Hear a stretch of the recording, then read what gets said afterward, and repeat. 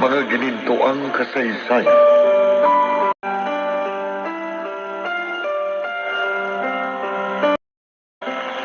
Anong sinabi mo? Bago mong boyfriend? Oo. Isang lalaking may pakinabang. Police officer yan. Bakit? May problema ba? Odessa, ano itong ginagawa mo sa akin? Hindi pa ba malinaw sa'yo? Pinapalitan na kita. Kaya sige na, magbalot-balot ka na. Umuwi ka na doon sa nanay mong hot sutera. Hayop ka, Odessa. Ayusin mo yung bunganga mo, ha?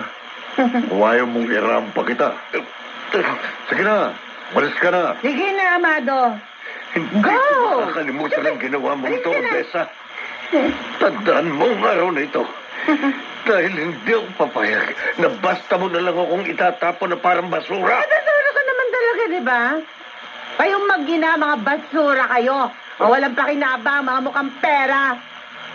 Tayo na nga, honey, my love. Doon na tayo sa loob ng kwarto. Hindi na, iwan na natin yung inutil na yan. Okay. Mapapalaban ka sa Halika na. Ayun naman. Hayop ka, Odessa. Hayop!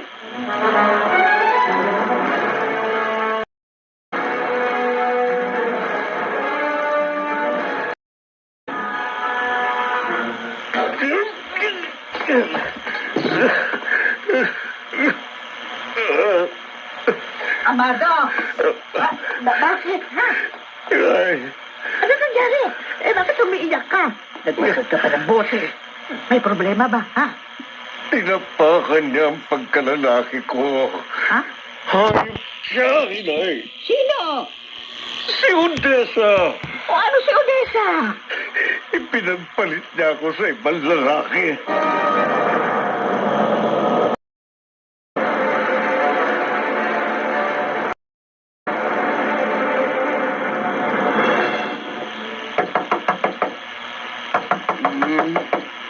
Sino ba itong umakatok? Tutulog pang tao eh. Ay! Torbo. Lumalas na dyan, malandi! Boses ni Inay Isidro yun. Buksan mo sa banta! Ayaw mo buksan! Babasahin ito! Lumalas na dyan! Sira ulong matandang to. Dali na. Tingnan ko lang kung uubra ka sa baril na to. Buksan mo sa banta! Halapin mo ako! Ah, Malandi. Anong kailangan mo? Malandi ka. Ba't ginawa mo yun sa anak ko, ha? Inistorbo mo pagtulog ko eh. Ay, ano pa kailam ko? Umalis na kayo na Isidra. Ah, Aling Isidra pala. Dahil hiniwalayan ko na nga palang anak mo. Hindi ako aalis dito hanggang hindi ko na igaganting anak ko. Bakit? Anong gagawin nyo? Kaya mo ba to? Baril? Ha? Kung ayaw mong iputok ko to dyan sa pagmumukha mo, umalis ka na. Oo, Odessa. Sige, magsalita ka pa. At nang sumabog yung bunganga nyo. Mga ginintuang kasaysayan.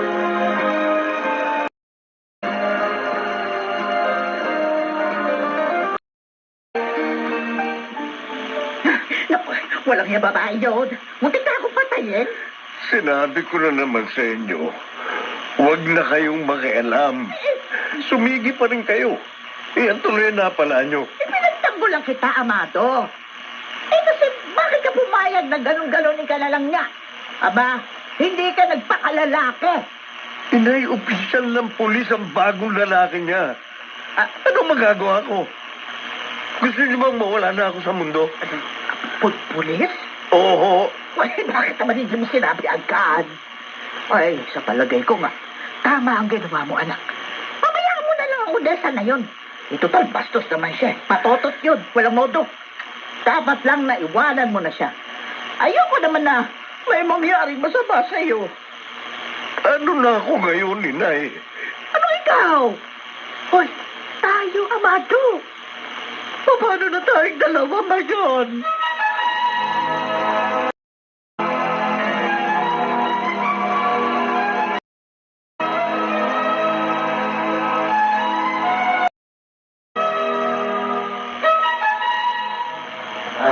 Lolo, kumusta na po kayo?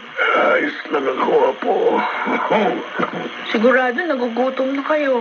Kaya nga, nilang ko kayo ng lugaw para malamnan niyo si Murano. Baka makita ka ng inay mo.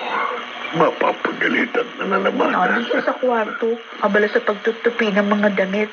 Kaya nga sinamantala ko. Sige na po, kumain na kayo. Okay, sige. Salamat, ha. Pasensya ka na kung nagiging pabigat na ako sa inyo. Lolo naman, huwag niyo naman sabihin yan. Lolo ka namin. Dapat lang, alagaan ka namin. Salamat. Napakabait nyo. Maswerte ko sa inyo. Sige na po, kumain na kayo. Sige. Oh, dahan-dahan lang po. Teka lang, kukuha ko kayo ng tubig. Teka lang po. Kawawa naman ang apo ko. Masyadong nag-aalala sa akin na hindi naman dapat. Dahil hindi ako naging mabuting lolo. Kung may babalik ko lang ang panahon, sana nagpakabuti ko. Hindi sana ako nagsisisi ng ganito at itinatakwil ng anak ko.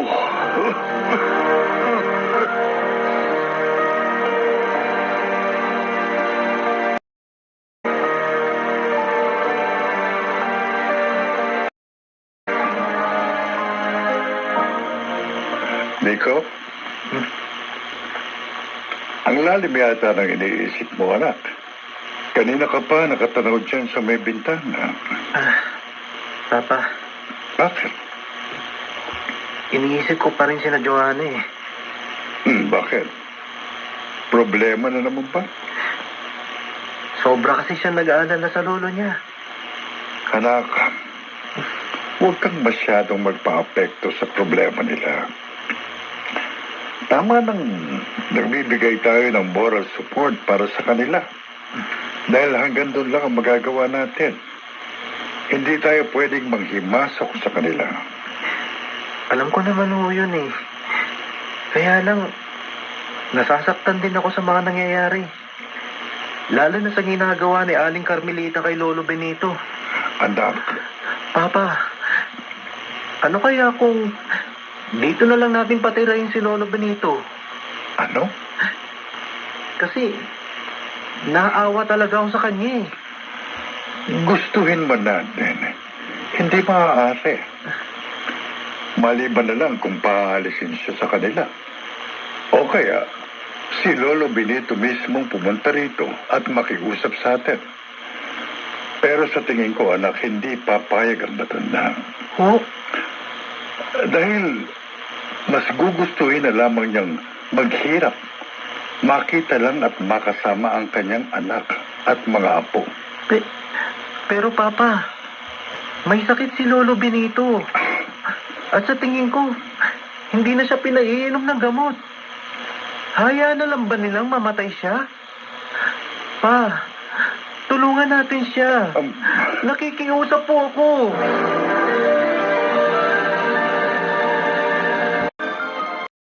Mga ginintuang kasaysayan.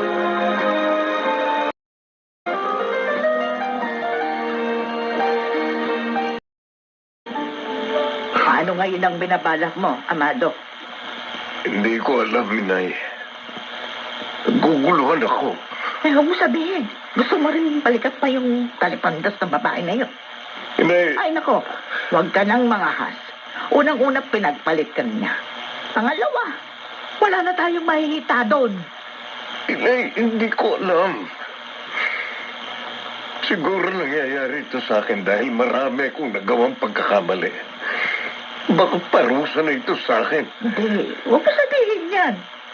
Hindi ka nakagawa ng mali. Dahil gusto mo lang na may mabago sa iyong buhay. Kaya lang, ang problema, napupunta ka sa maling tao.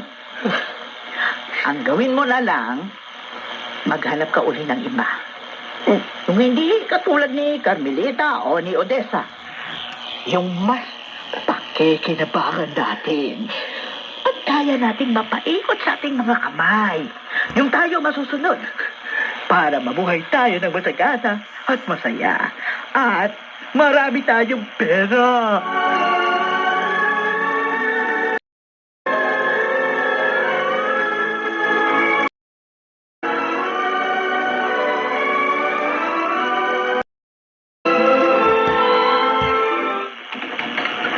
Halika. Pasok ka, Joanna. Ay, Nico, bakit mo ko niyaya dito sa inyo? Inutusan ko siya, Joan. Ay, Mang Fredo? Gusto naming makatulong sa inyo. Ho? Bakit to? Gusto mo bang gumaling pa ang lolo mo? Ay, opo. Siyempre naman po. Kung ganoon, kailangang maipagamot natin siya. Ho? Dapat natin siyang ibalik sa ospital. Pumayag man o hindi ang iyong ina. Pero, paano? Iaalis natin siya sa bahay niyo nang hindi nalalaman ni Carmelita.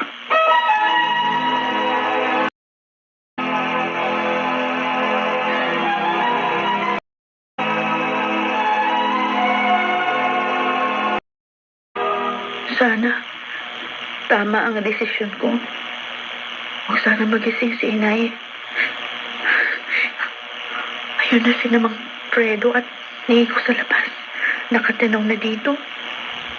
Hinihintay na lang nila yung senyas ko para pumasok sila at kunin si Lolo. Sisenyasan ko na sila. Kakawayan ko na. Ayan. Papalapit na sila. Bubuksan ko ng pinto. Ayan, tamang-tama. Malapit na sila. Joanna, Tulog na ba ang inay mo? Oo. Pumasok tayo. Oh, dahan-dahan lang Ano ang balak yung gawin? Bakit kayo naririto sa oras ng gabi? Nay?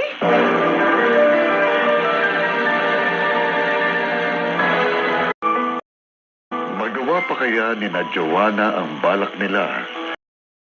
Ano naman ang mangyayari kay Amado ngayong hiniwalayan na siya ni Odessa?